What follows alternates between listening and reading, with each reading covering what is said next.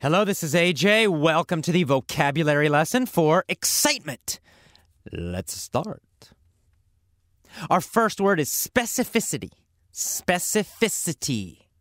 A little difficult to pronounce, specificity. In fact, many native speakers have trouble pronouncing this word, especially if you say it fast in a sentence. Specificity. Specificity. Specificity.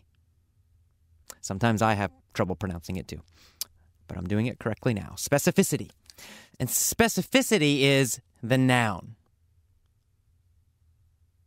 Specificity means specificness is what it really means, right? It means being specific, being detailed, being very exact.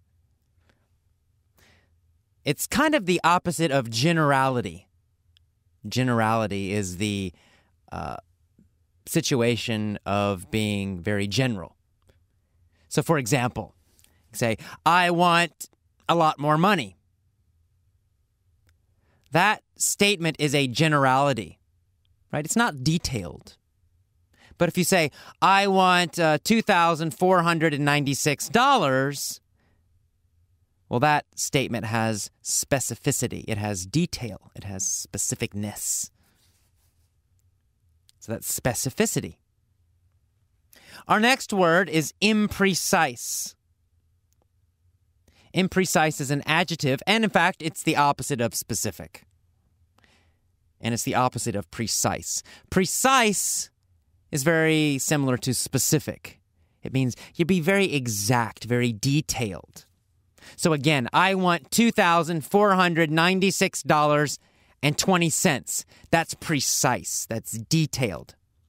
The opposite is imprecise, meaning not detailed, not precise. Imprecise means I'd like some more money, right? That's not detailed. It's very general. It's imprecise. So Tim Ferriss is saying that the question, what do I want? It's an imprecise question. It's not a specific question. It's too general. It's too imprecise. Our next word is faded. To be faded. He says, the question, what are your goals? That question is faded for confusion. It's faded to cause confusion. To be fated for means to be destined for. It means something that absolutely will happen in the future or soon. So to be fated for confusion, it means it absolutely will create confusion in the near future or in the far future. So that question, that general question, what are your goals, or what are my goals, or what do I want? It's fated to cause confusion. It absolutely will cause confusion. Next is the word worthwhile. So he's saying, what is the purpose of goals? Why are goals worthwhile? Worthwhile means beneficial. So why are goals beneficial? Why are goals useful, helpful, good to do, good to have? Worthwhile. So worthwhile, again, beneficial, helpful, useful, worthwhile. So worthwhile. Why are goals useful? Why are goals worthwhile? Why are they worthwhile? Our next word is ambiguous. He says that the idea of happiness is too ambiguous. And again, ambiguous has this idea of being imprecise, general, not clear is what it really means. Ambiguous means not clear, not easy to understand, not really clear. It's a little bit confusing, a little bit too general, a little bit unclear. All those ideas. Ambiguous. Ambiguous. So happiness is ambiguous. He means that we're not quite sure what exactly is happiness. What does it mean exactly? In his opinion, it's an ambiguous word. It means we're not really sure what it means. We're not totally clear. We have a general idea, but we're not exactly sure. We're not totally clear. We're ambiguous about it. We're unclear about it. So again, ambiguous means not clear, not perfectly clear. It's the opposite of perfectly clear. Ambiguous, ambiguous. And next we have the phrase, bear with me. He says, bear with me. Bear with me while I ask more questions. Bear with me is an idiom, and it means be patient with me. It means be patient. Please be patient with me. So we say it when we need someone to be patient. Maybe we're going to talk a lot. Maybe we're trying to explain a difficult idea. So we want the other person to be patient. So we say, bear with me, and then we explain, right? He says, bear with me while I ask more questions. Be patient with me while I ask more questions. Please be patient with me. That's what bear with me means. So bear with me means be patient with me. Please be patient with me. Bear with me. Bear with me. So we say it anytime we're explaining something difficult, anytime we want the other person to be patient.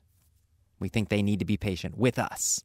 We're doing something that requires them to be patient. Bear with me. Our next word is indifference. Tim Ferriss says the opposite of love is not hate. The opposite of love is indifference. Indifference means not caring. No emotion, totally not caring about something.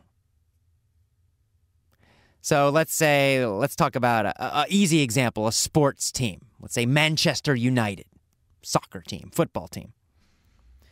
So maybe some people love Manchester United. They love them. They're great. They're great. And then some people hate them, right? I hate Manchester United. They suck. I hate them. So both of those emotions, they're very strong, right? Love is a very powerful, strong emotion. Hate is a powerful, strong emotion. Both groups of people have strong emotions, both care a lot, right? If someone hates Manchester United, they care. They still care a lot. They want Manchester United to fail. They have a lot of emotion about Manchester United. But indifference is the opposite. It means no emotion about a subject. You don't care. And the adjective is indifferent. So if you say, I'm indifferent about Manchester United, I'm totally indifferent. You don't care. If they win, you don't care. If they lose, you don't care. You have no emotion, no interest, no caring at all.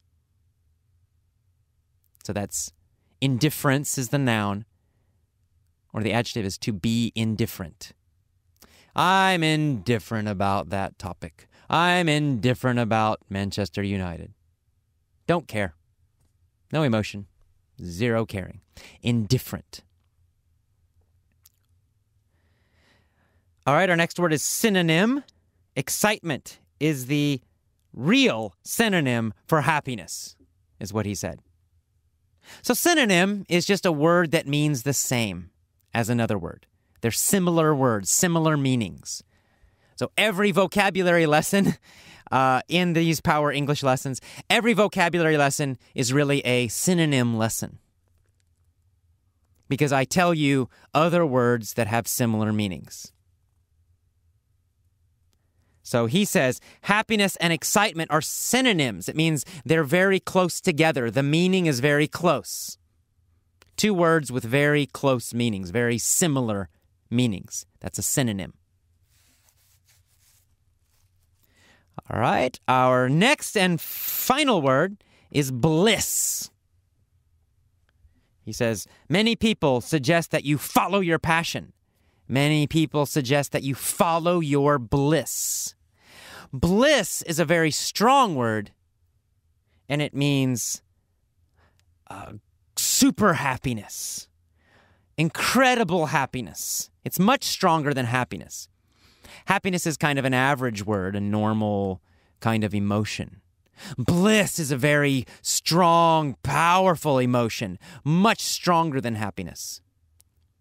So it's a synonym. It means basically the same. It means happiness, but it means very powerful happiness, very strong happiness, a lot of happiness. That's bliss. So again, bliss. Bliss is very, very powerful happiness. It's a much stronger word. Bliss. Bliss. Okay, then. That is the end of our vocabulary lesson for excitement. I will see you next time. Bye-bye.